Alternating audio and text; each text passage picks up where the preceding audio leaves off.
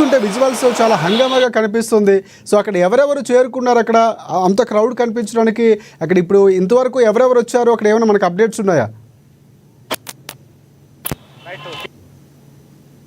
మహేష్ గౌడ్ స్టేట్మెంట్ను ACP record చేస్తూ ఉన్నది. మరోవైపు గద్వాల్ మాజీ జెడ్పీటీసీ సరితా తిరుపతయ్య యాదవ్ ఆయన కూడా వచ్చారు. ఇక నవీన్ యాదవ్ సంబంధించి ఆయన వచ్చారు. మరోవైపు గత ఏదైతే మాజీ డిప్యూటీ మేయర్ సంబంధించి కూడా అంటే పూర్తిగా కాంగ్రెస్ కార్యకర్తలు కాంగ్రెస్ నేతల కార్యాలయానికి చేరుకున్నారు. పోలీసులు కార్యకర్తల మధ్య తోడ్పాట చోటు చేస్తుంది. ఎందుకంటే మహేష్ గౌడ్ లోపలికి ఆ స్టేట్మెంట్ ఇచ్చేందుకు లోపలికి వెళ్తున్న క్రమంలో వీళ్ళంతా కూడా పోలీస్ స్టేషన్లకు వెళ్లేందుకు ప్రయత్నించారు. వాళ్ళందరినీ కూడా పోలీసులు అడ్డుకొని వాళ్ళకి సంబంధించిన పూర్తిగా వాళ్ళను చెదరగొట్టే సిచ్యువేషన్స్ కొంతమేర గందరగోళం చోటు చేసుకుంది. ఇప్పుడు సంబంధించి పూర్తిగా కార్యకర్తలంతా కూడా జూబ్లీ హిల్స్ పోలీస్ స్టేషన్ తరలి వస్తున్న నేపథ్యం అయితే కనిపిస్తూ ఉన్నది. కార్యకర్తలతో పాటుగా ఎవరైతే ఈ ఫోన్ ట్యాపింగ్లో తమ ఫోను ట్యాపింగ్ గురైనట్టుగా కూడా గుర్తించడం జరిగిందో వాళ్ళు స్వయంగా వచ్చి ఈ విచారణకు సంబంధించి ఏసీపీకి సంబంధించిన స్టేట్మెంట్ ఇచ్చేందుకు స్వయంగా కొంతమంది వస్తున్నారు.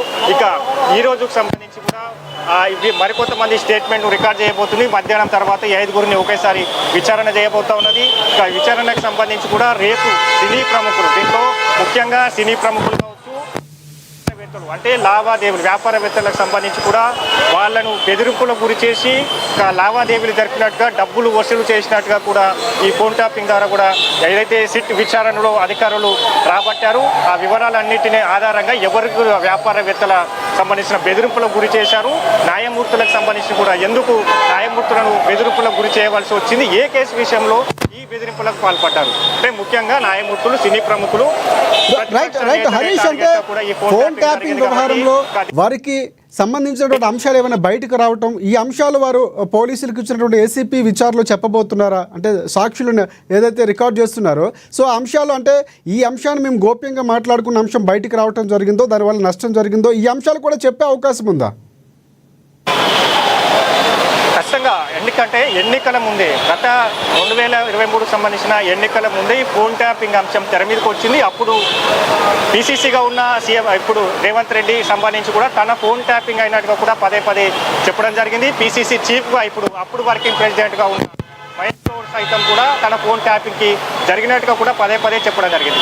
అంటే అప్పుడు వెలుగులోకి వచ్చిన ఘటన పూర్తిగా బీఆర్ఎస్ పార్టీకి సంబంధించి కూడా ఓటమి తర్వాత ఈ అన్ని ఆధారాలను మాయం చేసేందుకే ఈ హార్డ్ డిస్క్ల ధ్వంసం కావచ్చు, హార్డ్ డిస్కులకు సంబంధించి ఏదైతే మూసీ నదిలో పారివేయటం కావచ్చు, హార్డ్ డిస్కులకు సంబంధించి కూడా మార్పులు చేయడం కావచ్చు. అంటే ముఖ్యంగా ఎన్నికల టార్గెట్గా ఫోన్ ట్యాపింగ్ జరిగినట్టుగా కూడా గత కాంగ్రెస్ పార్టీ ఎన్నికల ముందు గుర్తించింది. దాన్ని ఖచ్చితంగా అధికారంలోకి వచ్చిన తర్వాత దీన్ని కూపీలాగుతాం, ఎవరు వెనక ఉన్నా కూడా ఎంతటి వ్యక్తి అయినా కూడా కఠినంగా శిక్ష పడేలా చేస్తామని కూడా సీఎం రేవంత్ రెడ్డి కావచ్చు రాష్ట్ర ప్రభుత్వం చెప్పింది. ఆ మేరకే సిట్ ఏర్పాటు జరిగింది. ఇంకా సిట్ కూడా దీనికి సంబంధించిన కూడా పూర్తిగా విచారణ కొనసాగిస్తూ వస్తుంది, స్పీడప్ కూడా చేసింది. ఇంకా ముఖ్యంగా హరీష్, ఫైనల్ గా రేపు సినీ ప్రముఖులు రాబోతున్నట్లు మనకు సమాచారం ఉంది. ఎవరెవరు వచ్చే అవకాశం కనిపిస్తుంది? ఎందుకంటే గతంలో కొండా సురేఖ లాంటి వాళ్ళు కీలకంగా కొంతమంది హీరోయిన్స్ పేరు లేకపోతే నాగార్జున కుటుంబానికి సంబంధించినటువంటి వ్యవహారాల విషయాల్లో ఉన్నటువంటి మాటలు మాట్లాడారు. సో అక్కడ నాగార్జున వచ్చే అవకాశం కనిపిస్తుందా?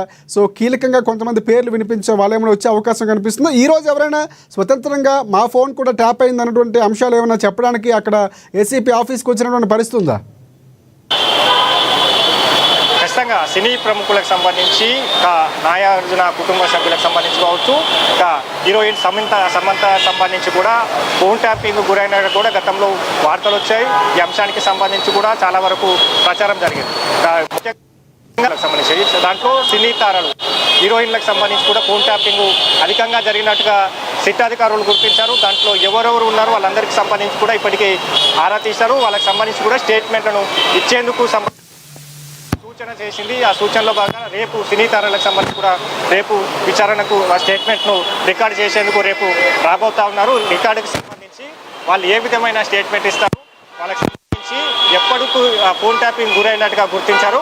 అసలు మీకు ఈ విషయం తెలుసా? ఫోన్ ట్యాపింగ్ గురైనట్టుగా ఈ ఫోన్ ట్యాపింగ్ జరిగిన తర్వాత మీకు ఎలాంటి బెదిరింపు కాల్స్ వచ్చాయి, ఎవరు మీకు బెదిరింపులకు పాల్పడ్డారు, వీటన్నిటినీ వాళ్ళను రేపు ఏదే విచారణలో చేసే అయితే క్రమం అయితే కనిపిస్తూ ఉన్నది కాబట్టి వాళ్ళతో పాటుగా రేపు సినీ తారలతో పాటుగా మరికొంతమంది న్యాయమూర్తులు రాజకీయవేత్తలు ఒకవైపు ప్రతిపక్ష బీజేపీ పార్టీ సంబంధించిన నేతలకు సంబంధించి కూడా స్టేట్మెంట్ రికార్డ్ చేయబోతున్నది. ఇప్పటికే రఘునందన్ రావు సంబంధించి కావచ్చు, జితేందర్ రెడ్డి పేరు, ఈ ఇద్దరు పేర్లు ప్రణీత్ రావు మొన్న విచారణలో చెప్పాడు. ఇరువురు పేరు హుజురాబాద్ బైపోల్ ఎన్నికలకు సంబంధించి అక్కడ వీళ్ళ ఫోన్ ట్యాపింగ్ జరిగినట్టుగా కూడా గుర్తించడం జరిగింది.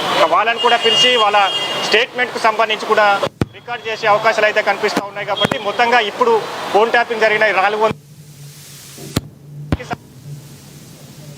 వరకు రికార్డ్ చేసింది.